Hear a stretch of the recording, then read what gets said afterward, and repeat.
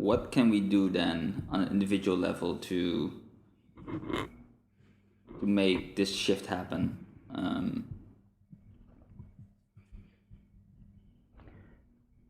Yeah, so I'm going to answer that in a meta way first.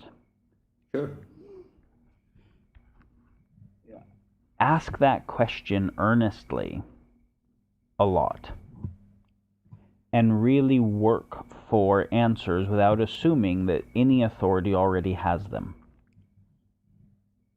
And not assuming that there aren't places that have a lot of answer that you want to study, right? But like, for whatever faults we can assess there, Gandhi did some very meaningful things that have not been done at that scale, maybe ever. And one of the interesting parts of the story, when he said, in South Africa the first time, then India later, he said, okay, I'm gonna stop this. I'm gonna get home rule for India. And people said, how? He said, I have no idea. Mm-hmm. But he said, like, I know that it's right. I know that these people being enslaved by another people is not right. I know that's right. So I'm committed to aligning my life to make it happen fully before knowing how.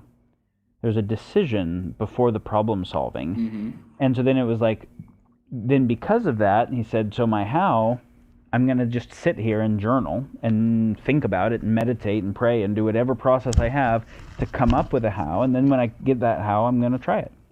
And then when it failed, he was like, no, I didn't fail. I just learned something, kind of like Edison's light bulb, and try again.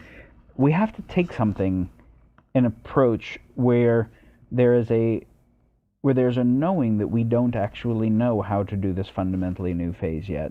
We want to learn from all the people that have been thinking well about it, and we want to be thinking well about it, and we want to be adding our energy to it as best as we can, and we want to get really fucking earnest about that.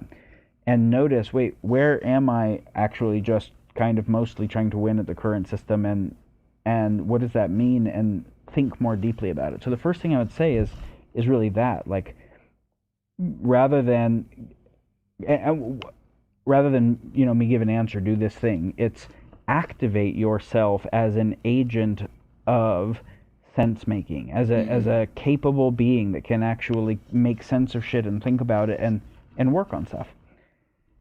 I agree. And so the answer, what can you do? One thing that it is not is donate some money to charity and go do some volunteer work sometimes and recycle and like ride your bike to work. All of that is lovely, and we still hit catastrophe if that's the best we're doing, because it's not like decrease our personal consumption a little bit, try and do some good stuff changes anything at scale. Like, people have to take a deeper level of responsibility for how do we actually change these meta systems. What could a future of economics post-capitalism that's viable really look like? So then you say, well, I don't know, let's start studying it, study post-capitalism and study different systems that have been proposed, and then look at what are groups that are working on things, and is there something I can meaningfully contribute.